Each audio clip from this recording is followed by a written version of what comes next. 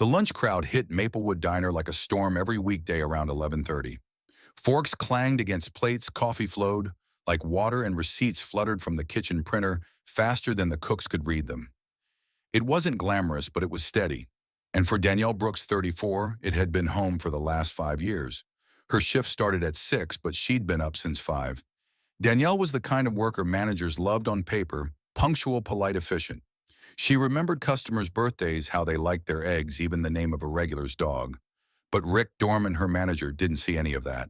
To him, Danielle was just another apron behind the register. Disposable.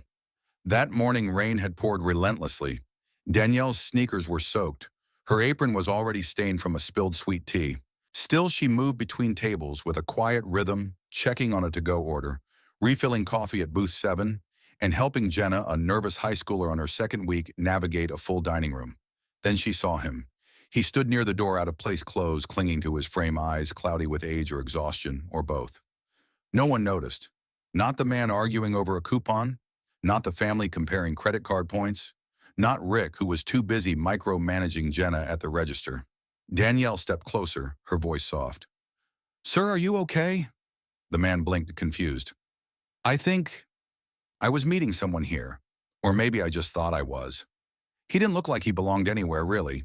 His coat was frayed, his boots untied. But what caught her attention was the patch on his sleeve, military. Faded. Vietnam, maybe. And the dog tag tucked under his shirt. "You hungry?" she asked gently. He hesitated, then nodded. "I could eat." Danielle didn't ask Rick. She didn't think twice. She seated him at booth 9, grabbed a blanket someone had left in the lost and found, and walked into the kitchen. She pulled a $10 bill from her tips, slapped it on the counter, and called out, "Meatloaf plate, extra gravy, cornbread, and a glass of water." Louis the cook glanced up but didn't ask questions. He'd worked with Danielle long enough to know if she broke a rule, it was for a reason. She served the plate herself. The man stared at it like it was a memory. "You didn't have to," he whispered. "I know," she replied. "But I did." She turned to leave, but Rick had seen everything. He stormed over, arms crossed, voice sharp. "Danielle, you want to tell me what that was?" She didn't flinch. He looked cold and hungry. "I paid for it myself." "That's not the point," Rick snapped. "We don't give handouts. You just open the floodgates for every beggar in town." Danielle's voice stayed calm. "He's a veteran. I don't care if he's the president. We're not a charity. Turn in your apron. You're done." The diner went still. Louis stopped chopping. Jenna froze. A customer lowered their newspaper. Danielle didn't shout. She didn't beg. She slowly untied her apron, folded it, and placed it on the counter. Then she looked Rick in the eyes. "I didn't do this for a pat on the back," she said. "I did it because it was right." She turned, nodded once, to the man still eating quietly at the booth, and walked out into the rain. No job, no apology, just soaked shoes and quiet dignity. She didn't know it yet, but that one act of compassion, barely noticed by most, was about to change her life. And theirs. Forever. The rain hadn't let up when Danielle reached the bus stop. It trickled down the back of her neck, soaked through her jacket, and left dark streaks across the folded apron, still clutched in her hands. She sat alone on the bench, elbows on knees, eyes locked on the puddles gathering at her feet. No one joined her. No one came running after her. The world kept moving. The shame didn't sting as much as the silence. She'd spent years at Maplewood Diner, sacrificing weekends and sleep-covering shifts for co-workers who called out and showing up early to help the new ones find their footing. And yet the moment she broke a rule for something she believed was right, they let her go without a word, without a single thank you. Her phone buzzed in her pocket. A message from her sister, still on for Sunday dinner. Danielle didn't reply. She couldn't. Not yet. She boarded the bus quietly, face turned toward the window, ignoring the curious glance from the driver who recognized her. She wasn't ready to talk. She didn't want sympathy. What she wanted was space, to breathe, to remember why kindness had started to feel so heavy. That night, she curled up on her small couch with a mug of chamomile and scrolled through her phone. She didn't post about what happened. She didn't call anyone to vent, but the story was already moving without her. At Maplewood, the silence Danielle left behind began to stretch. Customers asked where she was. Louis stayed uncharacteristically quiet at the grill. Jenna, shaken by what she'd seen, spilled soda across the counter twice and nearly quit on the spot. But what Danielle hadn't seen when she walked out was Cheryl, the retired school nurse, slip out her phone and record the entire confrontation. That same night, Cheryl uploaded the video to her Facebook with a simple caption, "Fired for feeding a veteran." This is who we are now. Within 12 hours, it had over 8,000 shares. By morning, veterans groups had picked it up. By afternoon, it was on local news. Danielle didn't see the video until her former coworker Lily sent it to her with a shocked, "Girl, this is blowing up." Danielle tapped play. There she was, calm, direct, standing her ground while Rick exploded with policy and fear. Watching herself, she felt strange, detached, like it was someone else, a braver version, one who had nothing left to lose and everything to protect. Beneath the video, comments rolled in. "It'd eat anywhere that woman worked. She showed more leadership than her boss ever will. Someone hire her." Today, Danielle's phone started buzzing nonstop. Unknown numbers, texts, emails. Strangers from across the country reaching out not to offer pity, but to say thank you. 2 days later, she received a call from a man named Thomas Reddick, director of the Carolina Veterans Outreach Center. "I know this is probably overwhelming," he said, "but we saw what you did, and it mattered." Danielle hesitated. "I didn't do it for attention." "I know," Thomas replied. "That's why we want to meet."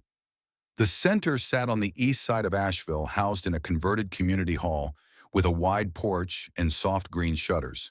When Danielle arrived, nervous but curious, she was surprised by how calm it felt. It didn't smell like a government building. It smelled like coffee, wood polish, and home. Inside, walls were lined with framed photographs of veterans, young and old, black and white, uniformed and grinning. On a corkboard near the entrance was a note pinned under a magnet. "Be the reason someone feels seen today." Thomas greeted her with a warm handshake. "We're not offering charity," he said. "We're offering purpose, the kind that pays."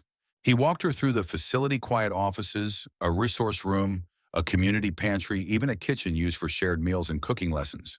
But what struck Danielle most was the lobby, where a man sat reading the paper with a paper cup of coffee in one hand and a cane resting by his leg. It was him, Henry Tate, the veteran she had fed. He looked up as she entered. Recognition bloomed behind his eyes. "I told you they'd come," he said with a soft smile. Danielle swallowed the lump in her throat. "You look better," she said. "I feel better," he replied, "because someone remembered I mattered." Danielle started working at the center the following week.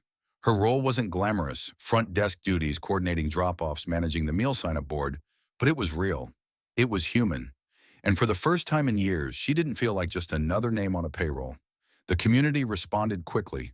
Local cafes sent muffins and sandwiches for weekly lunch hours. A nearby auto shop offered discounted oil changes for veterans. A church group dropped off handmade blankets. Danielle didn't ask for any of it. People just showed up. That Friday, a young woman named Nina walked in holding a framed certificate. "I'm not a veteran," she said shyly, "but I wanted to give this to you. My dad served. He passed last year. I saw your video and it reminded me of him." Danielle took the frame gently. Inside was a faded photo of a man in uniform standing tall in front of a Humvee. Written beneath, "Never forgotten, never alone." A month passed, then two. And slowly, Danielle's story stopped being that viral waitress and started becoming something bigger. A shift. Maplewood Diner, once bustling, began losing business. Reviews tanked. Regulars stopped coming. Rick tried damage control, even posted an apology online, but it was too late. The community had spoken. Meanwhile, Danielle's influence continued to grow, not through noise, but through steady, persistent kindness. One morning, Thomas pulled her aside. "There's a woman I think you should meet," he said. Her name was Eileen Marcia, quiet older woman who looked like she stepped out of a vintage catalog. She introduced herself as the silent financial partner behind Maplewood Diner. "I didn't know what Rick did until I saw the video," she confessed. "I should have stepped in sooner. I've started the process of separating from the business. But more importantly, I want to help you." Danielle blinked. "Help me." Eileen slid a small envelope across the table. "No strings, no PR, just respect." Danielle opened it later that night. Inside was a personal check for $5,000 and a handwritten note. Thank you for reminding us that doing the right thing still matters. Danielle didn't spend the money right away. She kept the envelope in her journal unopened for weeks while she continued doing the work, one call, one meal, one conversation at a time. She hadn't set out to make headlines. She just tried to be human, but the world noticed. And the ripple she created, it had only just begun. It began with a letter, folded carefully into a government-issued envelope, delivered to the Carolina Veterans Outreach Center on a cloudy Tuesday morning. Danielle didn't even open it right away. She assumed it was another form, another request for a statement, another piece of mail attached to the growing noise that had begun following her ever since the video of her firing had gone viral. But this letter was different. It was embossed with the seal of the United States Congress, and it came from the office of Senator Raymond Clyburn, decorated Vietnam veteran turned lawmaker from Ohio, Ms. Brooks. The letter read, "You've reminded this country what everyday integrity looks like. He'd be honored if you would join us for a hearing regarding workplace protections for civilian employees who act with compassion in moments of crisis." Danielle reread the line 3 times. It wasn't just an invitation, it was a call. When she arrived in Washington, D.C. 3 weeks later, it was raining again, just like it had that morning outside Maplewood Diner. She stepped off the train with nothing but a worn duffel bag and the same gray coat she'd worn every day that fall. She wasn't there for a press tour. She wasn't interested in becoming a political figure. She was there to speak truth, because someone had to. The hearing room was colder than she expected. The walls gleamed with wood paneling and American flags. Rows of officials lined the benches in front of her, dressed in suits and armed with iPads and legal pads. Danielle sat at the witness table beside Thomas Reddick, her mentor and director of the Carolina Veterans Outreach Center, and a representative from the American Federation of Labor. Danielle had never testified before, but she didn't need training. She needed her story. "I wasn't trying to start a movement," she began, microphone crackling softly. "I was just trying to serve a man a meal. I didn't ask for permission. I just knew what I saw: a veteran who was hungry, tired, and invisible." She paused. "I've worked service jobs since I was 17. I know what it's like to be overlooked. But that day I chose not to overlook someone else, and I lost my job for it." The room was silent, not out of indifference, but out of weight. She continued, voice steady. "I don't regret what I did. I regret that it cost me so much, and I hope it doesn't have to cost the next person the same." Senator Clyburn leaned forward. "Ms. Brooks, if we were to write a bill based on your experience, what would you want it to say?" Danielle looked him in the eye. "I'd want it to say that doing the right thing shouldn't get you fired." That line made it into the bill's first draft. They called it the Brooks Act. Its goal was straightforward: to protect frontline civilian workers, servers, clerks, janitors, drivers, who assist vulnerable individuals, veterans, homeless, disabled, using their own resources or best judgment in crisis situations. The act wouldn't force businesses to give away goods or services, but it would prevent retaliation against employees who acted out of compassion, not misconduct. Within weeks, the bill gained bipartisan support. Danielle's testimony was clipped and shared across news outlets, talk shows, and social media. One veteran wrote in the comments, "She did what the system failed to do. She saw us." That deserves protection. Back in Asheville, Danielle returned to the outreach center without fanfare. She resumed her regular shift, answering calls, guiding walk-ins, organizing meal kits. But something had shifted. People looked at her differently, not with celebrity awe, but with respect. The local college invited her to speak at a civic leadership forum. A high school in Charlotte named her their Voice of the Year. A cafe in Minnesota posted a sign that read, "Brooks approved." "We don't fire kindness here." She took none of it for granted. One evening, Henry Tate invited her to join him for a community town hall meeting. He'd been asked to speak on veteran homelessness and the importance of local advocacy. Danielle sat beside him on stage in a folding chair, quietly watching as he told the story of the meal that saved more than his stomach. "I was one cold plate away from giving up," he told the crowd. "But someone saw me, and that changed everything." When Danielle walked him back to his apartment that night, he said something that stayed with her. "You didn't just feed me. You reminded me I still had worth. You reminded me that one act done quietly, done without camera scan, echo forever." She wrote that quote down in her journal. Later, it would be carved into a bronze plaque outside the center's entrance. Meanwhile, Senator Clyburn's office announced that the Brooks Act would come to a Senate vote in mid-March. Advocacy groups rallied in support. Workers across industries wrote letters. One letter from a cashier in Des Moines read, "I saw a man collapse in the snow outside our store. I left my register to help him and got written up." Danielle's story makes me feel less alone. The bill passed the House with 302 votes in favor. It passed the Senate with 64. On March 28th, the president signed the Brooks Act into law. Danielle didn't attend the signing ceremony. She asked that the spotlight go to the frontline workers who had written letters, shared stories, and stood beside her. But the president mentioned her name anyway. Danielle Brooks didn't ask for recognition. She asked for a country where compassion isn't punished.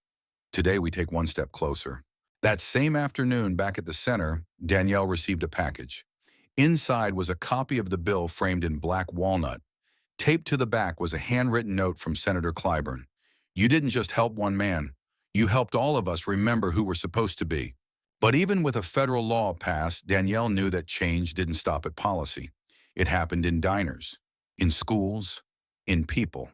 And so she returned to her work not as a figurehead, but as a servant. Every Monday morning, she led a staff meeting at the Outreach Center. Every Wednesday, she delivered care packages to homebound veterans. Every Saturday, she visited the new Honor Wall project downtown, where anyone could post a name, a photo, or a story of someone who'd shown them kindness. One week, she found a card taped to the wall. It was from Jenna, the young waitress who had worked with her at Maplewood. "You helped me survive my first job. You showed me how to lead with empathy. I'm starting nursing school in the fall. I just wanted you to know your kindness didn't stop at Henry." Danielle pressed her hand against the wall silently. The ripple was still growing. By summer, the Brooks effect had spread nationally. A diner in Texas created a kindness credit for servers to use once per week. A grocery store chain allowed staff to use discretion to help struggling families. A transit authority in Oregon implemented compassion training for all bus drivers. It wasn't just about policy anymore. It was culture. Danielle had never imagined that a plate of meatloaf could start something like this. She never asked to change the country. She just refused to let it stay the same. By the time summer rolled into Asheville, the Brooks Act had already taken root in cities across the country. It wasn't just a law, no, it was a conversation. And conversations have a way of reshaping cultures, especially when they start in places no one expects. At the Carolina Veterans Outreach Center, Danielle had become something of an anchor. Though she never sought out attention, people began coming not just for support, but for a sense of direction. Veterans, single mothers, high schoolers with questions about college folks who'd never known where to start began stopping by asking for Miss Brooks. She always smiled politely and corrected them. "It's just Danielle." But inside, she was still adjusting to her new reality. Her life before had been quiet, predictable, lived in the margins. Now she was being invited to podcasts, school boards, even city planning sessions. At first, she declined them, all too many lights, too much pressure. But Thomas sat her down one afternoon after a group counseling session. "You've got a voice now, Danielle. One people are actually listening to. Don't waste it." So she compromised. Instead of national interviews, she focused local. She gave talks at vocational schools, visited job training programs, and partnered with a local shelter to set up a Compassion Hours initiative where service workers could earn recognition and small bonuses for moments of kindness reported by the public. It wasn't revolutionary, but it was real, and real things stick. One Friday in July, she got a call from Elijah Newton, a high school principal in nearby Raleigh. He had read about the Brooks Act and wanted to implement a kindness-based student code of conduct. "Your story changed how my students look at leadership," he said. "I was hoping you'd come speak at our fall assembly." Danielle hesitated. She wasn't a teacher. She didn't have a degree in education. But something in Elijah's voice, the sincerity, the hope, nudged her. "It'll come," she said. When she arrived that September, the auditorium was packed. Over 600 students, teachers, and parents. As she stood behind the microphone, she looked out and saw a sea of young faces, some distracted, some skeptical, some truly listening. She didn't bring a speech. She just brought her truth. "I was fired for showing someone kindness," she said plainly. "But what I've learned since then is this: kindness isn't weak. It's powerful. It changes more than people. It changes systems." The room stilled. "You don't have to wait for permission to do the right thing. Sometimes you'll get punished for it, but do it anyway, because the people who remember it, they're the ones you save. Afterward, dozens of students approached her. One girl hugged her with tears in her eyes. "I work after school at a gas station," she whispered. "I'm scared to lose my job if I help people, but you made me brave." That night, Danielle sat in her hotel room, replaying the moment in her head. She didn't feel like a hero. She still missed the simplicity of the diner napkin rolls, ketchup bottles, the sound of sizzling bacon. But now she was helping in a different kitchen, one that cooked up courage instead of eggs. Word of Danielle's visit to Raleigh spread faster than she imagined. Local news picked up the story, but it wasn't the media attention that struck her most, it was the emails. Hundreds of them. Some from students who had never heard someone say kindness could be powerful.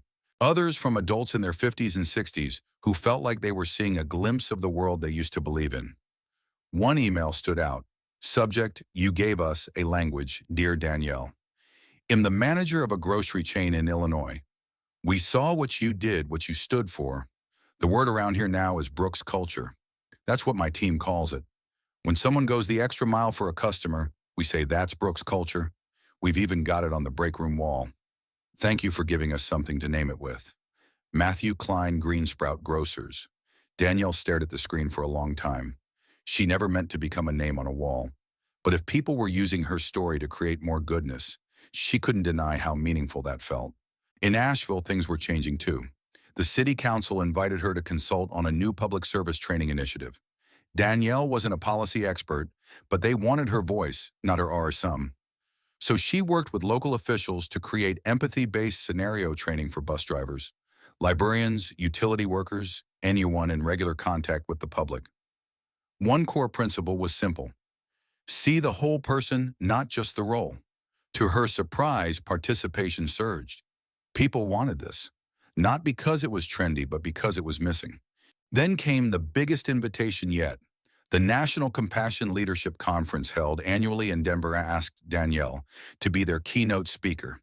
It was a room of 2,000 attendees, nonprofit leaders, social workers, city administrators, and policy advisors from around the country.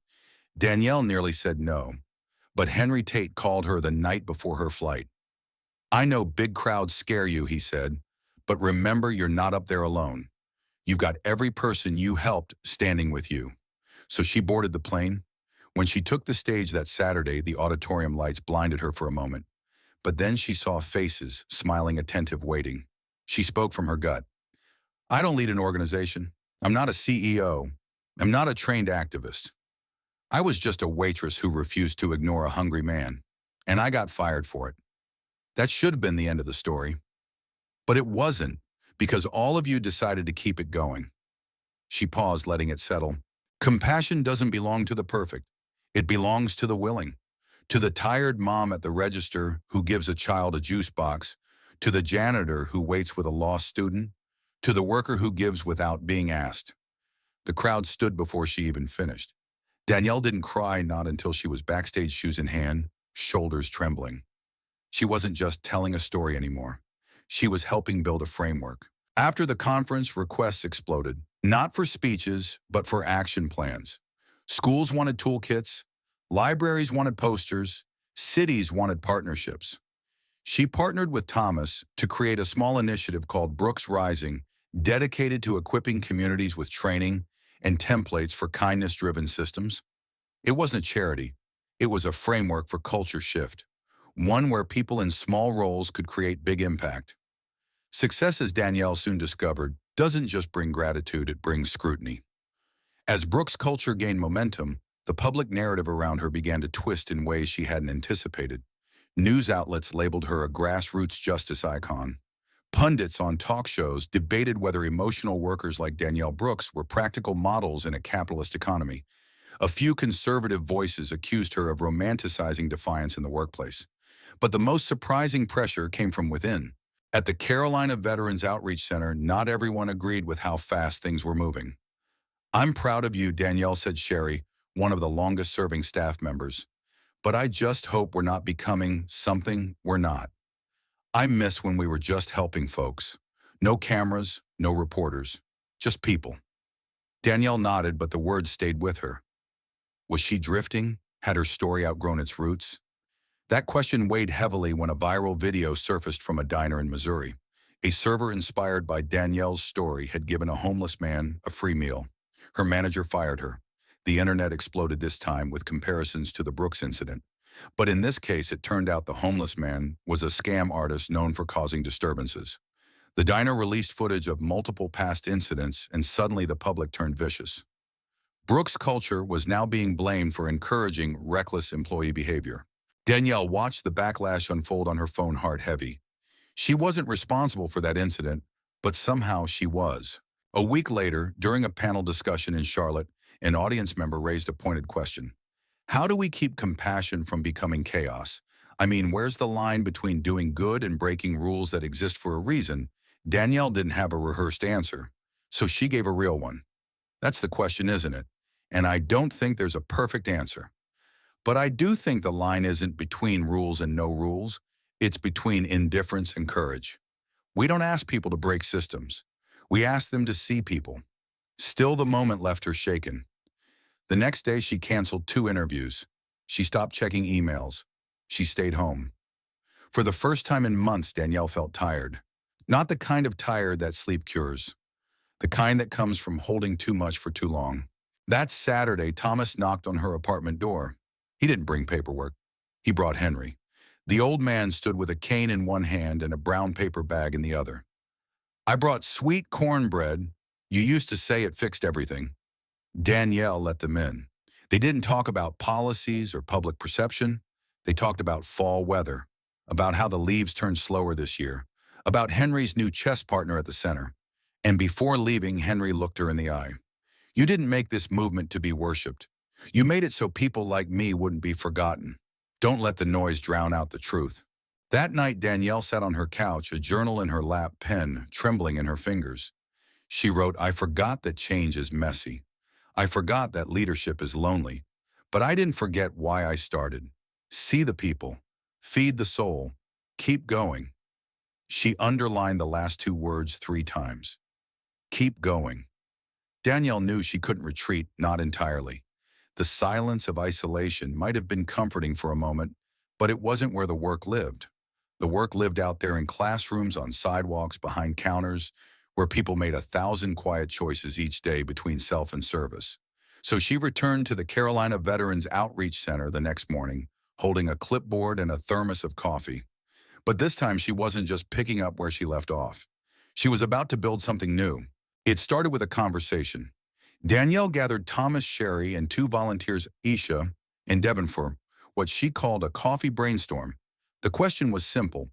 What would it look like if we created a place not just here, but everywhere, where compassion wasn't just allowed, it was taught? Thomas raised an eyebrow. You mean like training? No, Danielle said. Like infrastructure. What if we built a network, small hubs in every state, every city, even that gave frontline workers a toolkit, resources, legal protections, mentoring, and mental health support?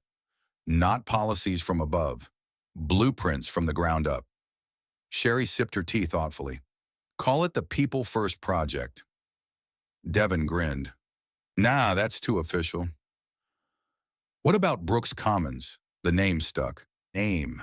Within a month, Danielle secured funding from 3 different sources, a community bank, a national food cooperative, and an anonymous donor who had once been a Vietnam medic. The first Brooks Commons pilot launched in Raleigh, just 10 minutes from the high school where Danielle had first spoken. It served as a hybrid, part mentorship center, part rest stop, part listening room for service workers needing space to breathe and regroup. The goal wasn't charity, it was renewal. Each visitor got access to a 2-hour respite session per month, paid for by a city grant. There were workshops on conflict resolution, emotional boundaries, and how to advocate for oneself at work without fear. People came in tired. They left taller. The model caught on.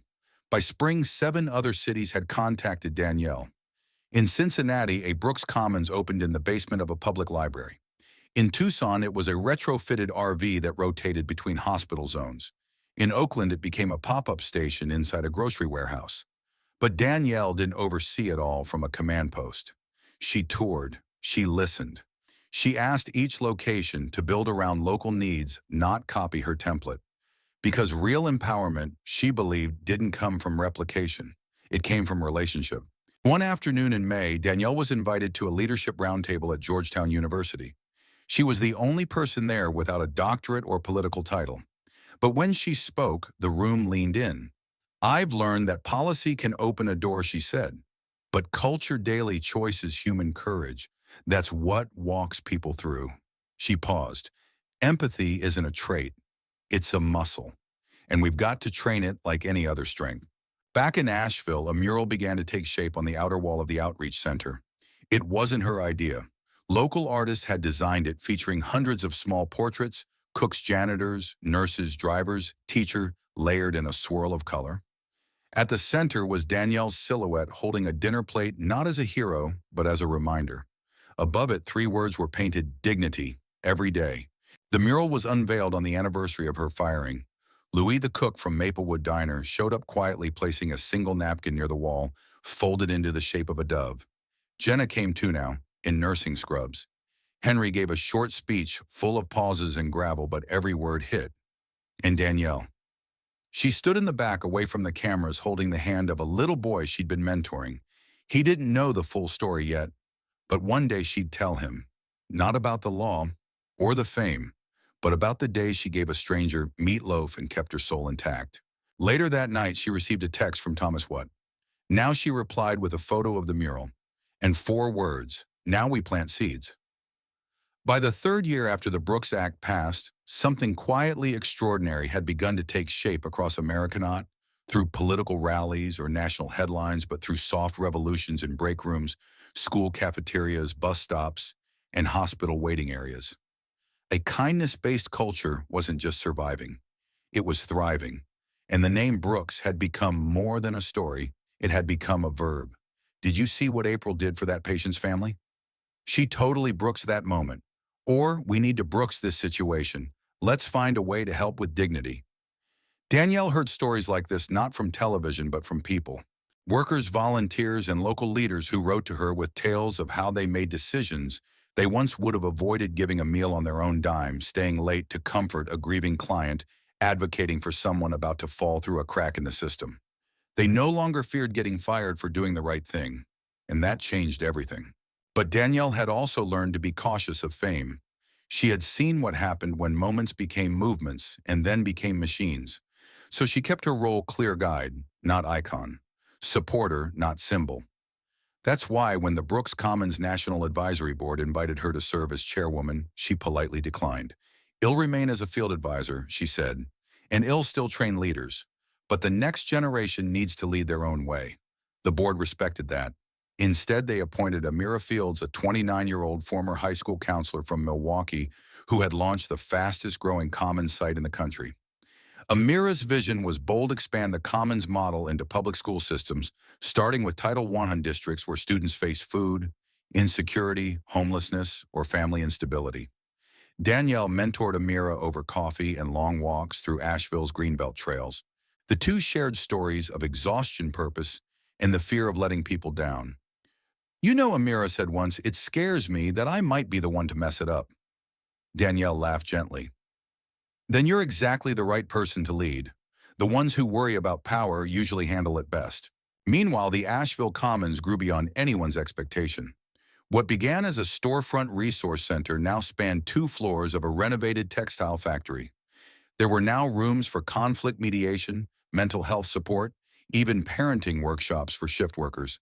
And at the center of it all was the listening tablia, long reclaimed wood table, where once a week community members could share stories over meals.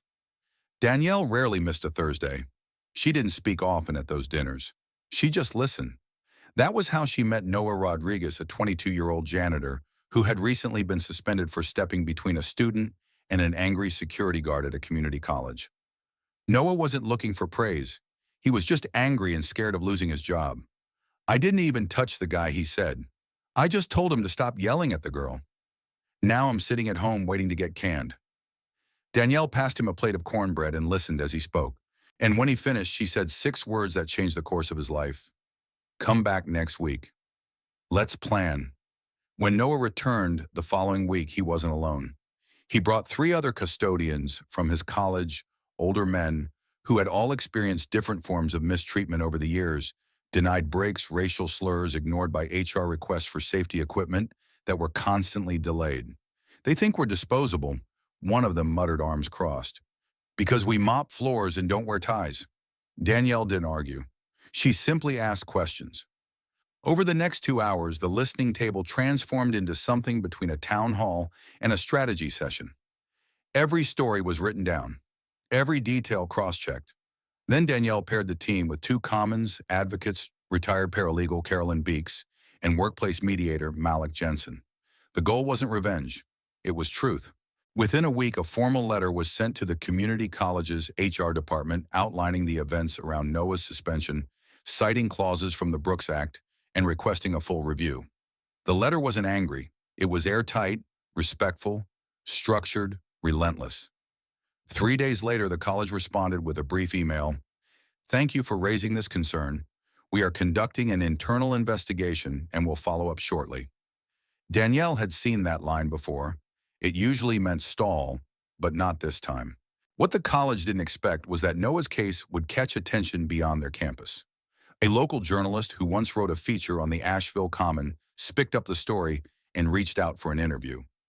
Noah hesitated at first. He didn't want fame. He wanted fairness. But Danielle sat beside him during the interview and reminded him, "You're not telling your story for you. You're telling it for the ones who haven't found the words yet."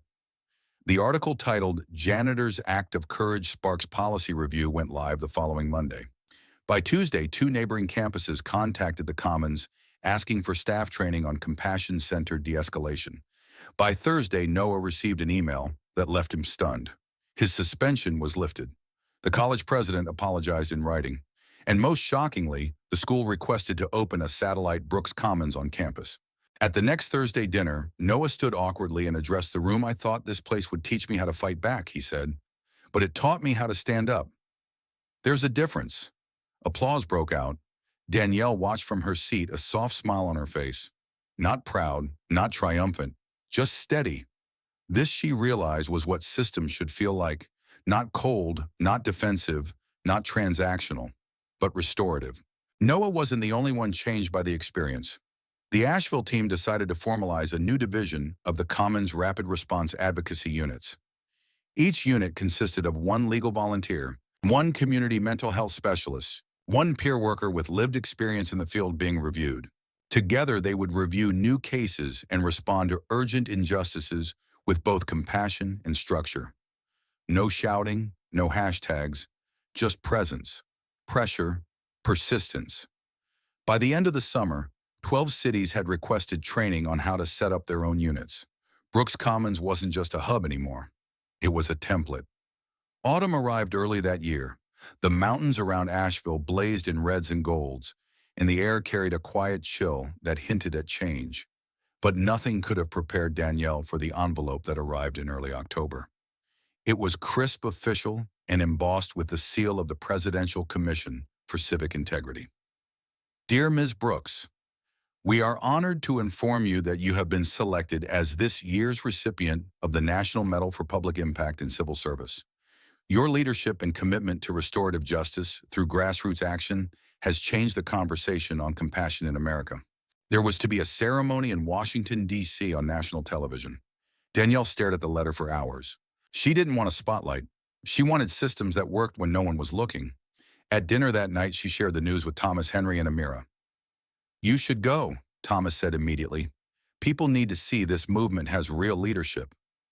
"It matters," Amira added gently. "And it's not about you. It's about the work. Let them put a medal on it if that helps protect it." But Henry, now slower in speech but sharp as ever, leaned forward. "Danielle," he said, "whatever you do, don't let them turn this into a story about you. Make sure it stays a story for us." That settled it. She would attend, but on her own terms.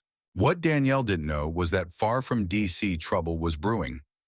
In Caldwell, a small southern town where a Brooks Commons pilot had just launched inside a local courthouse, resistance had started to swell. A handful of local business owners, misinformed and uncomfortable with the program's perceived social agenda, began a quiet campaign to defund the Commons. We don't need more excuses for lazy workers, one business owner said during a town meeting. We need discipline, not feelings. Soon after flyers began circulating, "Stop the softening of Caldwell. Say no to Brooks culture." The Commons site received 2 anonymous threats. One volunteer's car tires were slashed. Danielle flew in the next morning. She didn't arrive with press. She didn't demand meetings. She walked into the Commons Center with a tray of biscuits and sat at the front desk. By lunch, 3 of the loudest critics, 2 council members, and 1 business leader had stopped in just to see what all the fuss was about. Danielle greeted them each with the same calm question: "What do you think we do here?" None of them had an answer, so she walked them through it, case by case, voice by voice. She shared anonymized stories: the waitress who found housing through their partner network, the war veteran who finally got trauma counseling, the teenager who was taught to mediate instead of fight. They didn't soften instantly, but they listened. That night at a surprise town hall hosted in the elementary school gym, Danielle took the microphone. She didn't plead. She told the story of her firing her first listening table and the janitor named Noah. "People fear what they don't understand," she said. "But this isn't radical. It's not a takeover. It's a table. A table anyone can sit at, no matter how dirty their shoes are."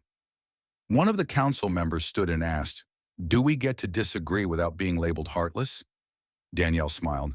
"You get to disagree, but once you know the stories, you don't get to look away."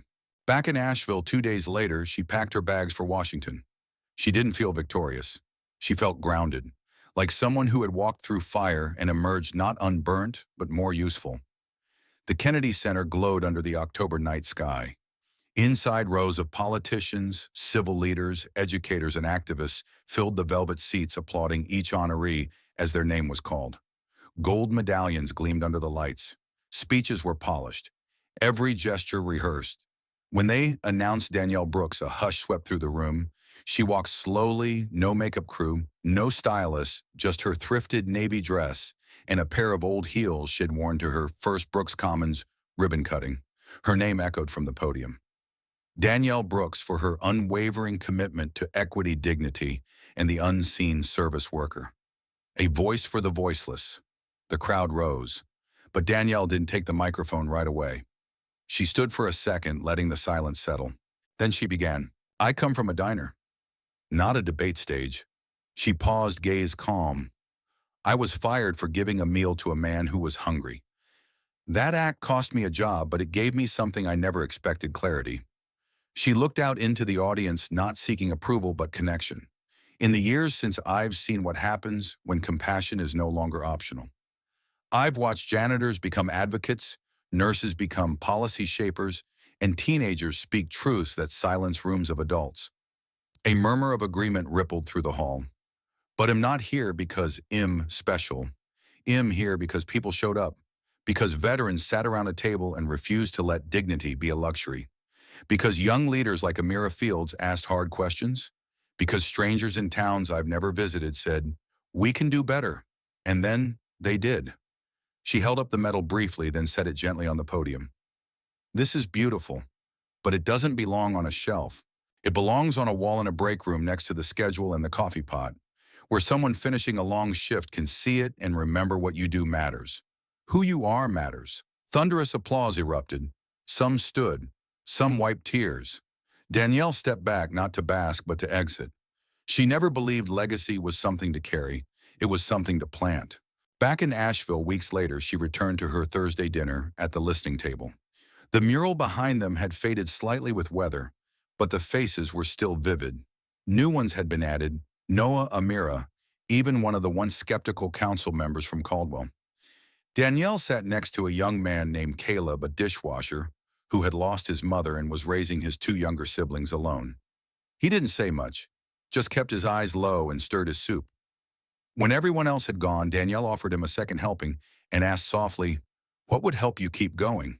He shrugged. "A bus pass. Maybe a quiet room to breathe." She nodded. The next day, a Commons advocate arranged both. No articles, no applause, just service. The Commons network now spanned 41 cities. Some were full centers. Others were pop-up vans or designated Commons hours at existing nonprofits. The model was flexible, not flashy. It grew like roots, low, slow, and resilient. Danielle's role shifted again. She wasn't needed at the center daily anymore. So she took a position few knew existed: lead mentor for the Commons Youth Fellowship, training high schoolers from disadvantaged backgrounds to create micro versions of Commons in their own schools. Each year they picked 5 students. Each student picked a problem in their community, and together they designed solutions using compassion as currency. One created a silent buddy bench where kids who felt invisible could sit and be joined by classmates trained to notice.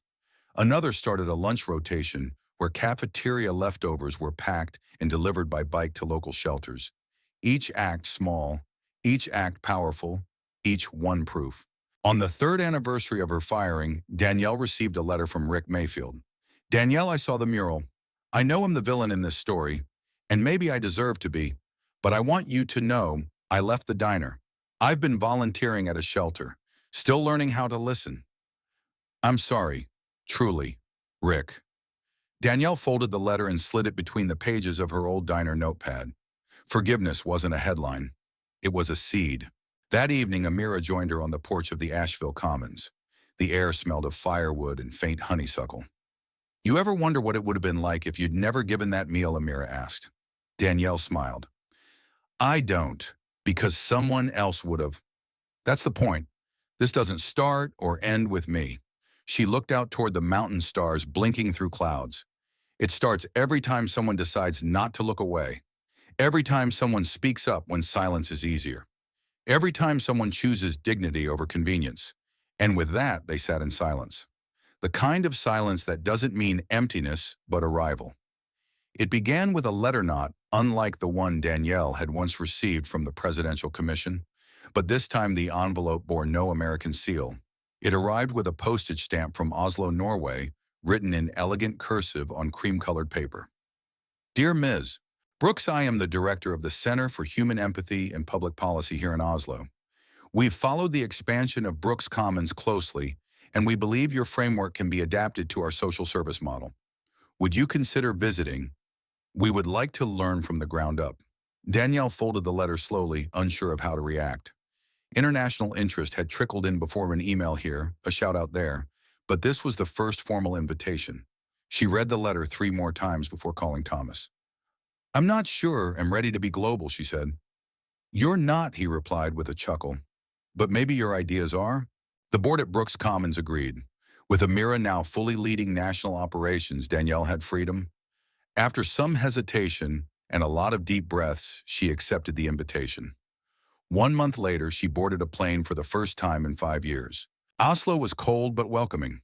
Danielle was greeted not by press or politicians, but by a small group of social workers, school counselors, and one elderly nurse named Ingrid, who had read Danielle's story in translation. The center was modest brick walls, old wooden desks, and volunteers bundled in scarves. But the warmth was real. People brought not just curiosity, but their wounds. A single mother shared how she'd been chastised for hugging a child in crisis. A transit worker confessed he was demoted for buying food for a refugee. A cafeteria manager asked if Brooks' culture had room for burnout. Danielle didn't offer easy answers. She offered blueprints. They spent 5 days building what they called Bi-Kultura, localized version of Brooks Commons, tailored to Nordic values, privacy laws, and multilingual needs. It focused on invisible frontline empathy train conductors, night nurses, shelter volunteers. It was different from Asheville, but the core was the same: dignity, every day. On her last evening in Oslo, Danielle was invited to a small candlelit dinner. Over reindeer stew and rye bread, Ingrid raised a glass. "You didn't come to teach us," she said in accented English. "You came to remind us of who we already were." Danielle blinked back tears. Sometimes she thought we don't need to be leaders. Sometimes we just need to be mirrors. Danielle landed back in Asheville with a sense of quiet fulfillment. Oslo had been humbling, and the emails she received during her flight home were full of gratitude from Norwegian volunteers. Her heart felt full. But as soon as she turned her phone off for airplane mode, the notifications began piling in. "Danielle, have you seen the footage? The Commons is trending, but not in the way you'd like. You need to get ahead of this." Her stomach tightened. At the Commons office, Amira pulled her aside immediately. Remember Congressman Darren Wells, she asked. Danielle frowned. The one who asked for a meeting last year? We said no, he wanted us to endorse that bill against whistleblower protections. Amira nodded grimly. He didn't forget.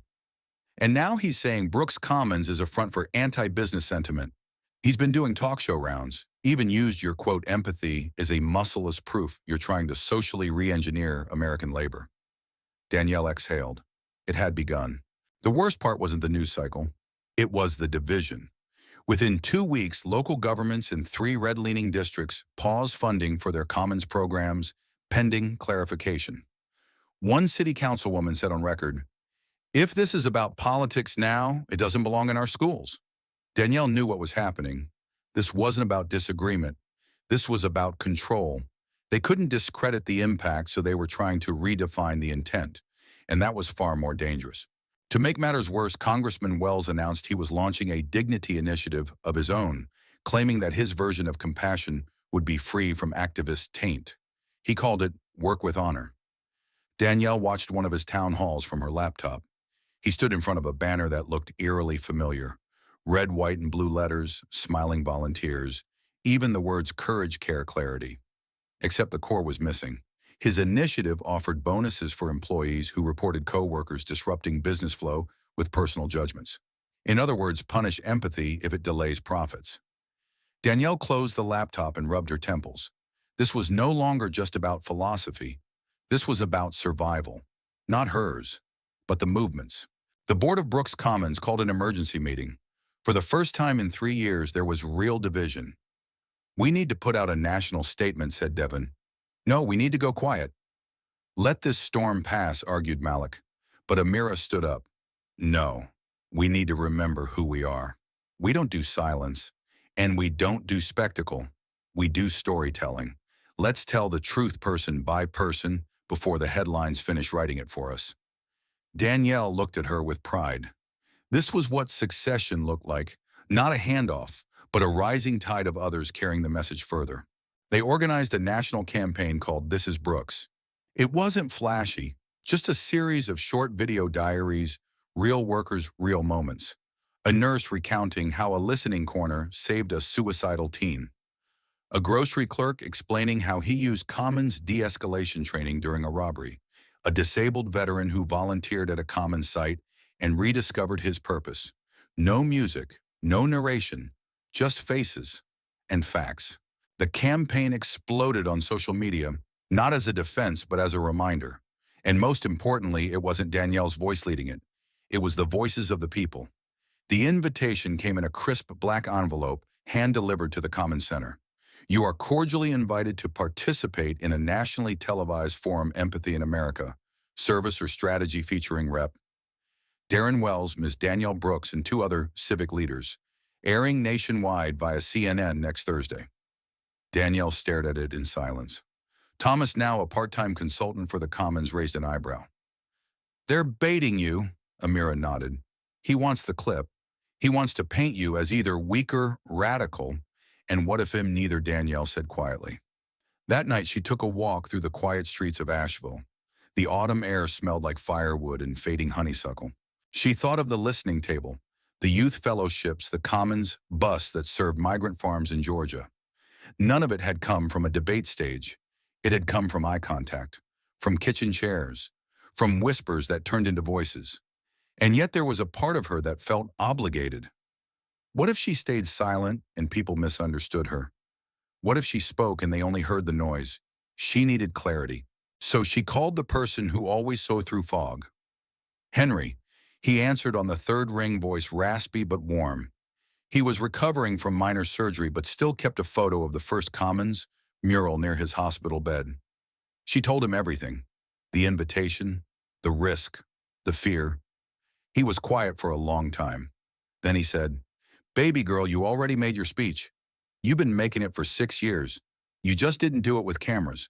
You did it with casseroles and copies of city permits and bruised hearts." Danielle smiled softly. "So don't go up there to fight," he said. "Go to remind." She agreed to the forum with conditions. She would not participate in a traditional debate. She would appear only if the forum included time for a community worker to speak alongside each panelist. Surprisingly, CNN agreed. The night of the broadcast, Danielle wore the same navy dress she'd worn to the Kennedy Center. No handlers, no makeup team. Just her and Caleb, the young man who once sat at the listening table unsure of his place in the world. Now he was studying social work. He was her voice beside the voice. Congressman Wells opened the night with charisma and polish. Empathy is not policy, he declared. It's a feeling. Feelings don't build nations. Danielle didn't flinch. She simply looked into the camera and said, empathy isn't a feeling. It's a decision. One made thousands of times a day quietly when no one's watching. I've never seen a nation built on apathy. Have you? Then Caleb spoke. He didn't have talking points. He had a story about watching his little sister cry herself to sleep because their mother was gone and no one at school asked why, until a Commons volunteer did. That night, social media lit up, not with outrage, but with understanding. The following morning, Congressman Wells doubled down in an editorial calling the forum a staged compassion circus. Danielle didn't respond, but 19 more cities signed up to join the Commons pilot, and a national grocery chain requested empathy training for its regional managers. Sometimes the quietest answers speak loudest. Weeks later, Danielle returned to Oslo, this time not alone. Amira came too, and Caleb, and a dozen fellows from the youth program. They weren't there to expand. They were there to listen. The world was shifting, not because a woman raised her voice, but because she never stopped using it to lift others. It was a quiet morning in Asheville when Danielle received the news, not through a headline or a phone call, through a handwritten postcard. Dear Ms. Brooks, we wanted you to be the first to know. The United Nations has voted to adopt the Commons model as a recommended framework for grassroots civic engagement worldwide. Thank you for planting the seed. Office of International Civil Collaboration. She read it twice, then set it on her kitchen counter beside a coffee mug that said, empathy is action. For a long time, she said nothing, just stood still. Then she smiled, not the kind of smile you give the world, but the kind that stays close to your chest. Because sometimes change doesn't knock, it unfolds. Danielle didn't fly to New York for the UN vote. She didn't give interviews or release a statement. She spent that week at the listening table helping a newly arrived immigrant family register their teenage daughter for school. The real work, she knew, never needed a podium, just a presence. Later that fall, Brooks Commons held its first intergenerational retreat. They called it the Table Extended. Held at a modest mountain camp, it brought together the original Commons workers people, like Henry Carolyn and Malakwith High School fellows and new international partners. There were no keynotes, just stories, workshops, meals cooked together, journals passed from hand to hand, each entry ending with the words, "This is what dignity feels like." Danielle sat under a maple tree one afternoon, watching as Caleb led a session on restorative conversations for conflict-heavy classrooms. He was confident now, gentle but grounded. When he caught her watching, he grinned. "You taught us all this," he said afterward. She shook her head. "No, I just reminded you it was already inside you." As winter approached, Danielle met with Amira to discuss the next evolution of the Commons. They decided to begin a legacy lava space where frontline workers from around the world could co-design tools for their own contexts. Nairobi's urban clinics, Detroit's, community farms, refugee schools in Jordan. Not a brand, a blueprint. And Danielle. She would step back once more, not away, but aside. On a gray December morning, she visited the original diner where it had all started. The building had changed hands twice. Now it was a vegan brunch cafe with soft jazz and plants in mason jars. She smiled. No anger, no nostalgia, just peace. She sat by the window seat where she'd once been fired, sipping coffee. A waitress approached, maybe 21, full of soft nerves. "You look familiar," she said. Danielle offered a small nod. "I've been around." Before she left, Danielle tucked a folded piece of paper under the sugar jar. It read, "If you ever get in trouble for doing the right thing, don't stop. Just get clearer, smarter, and kinder. DB."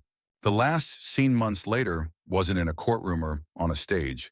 It was in a small library in a low-income part of St. Louis.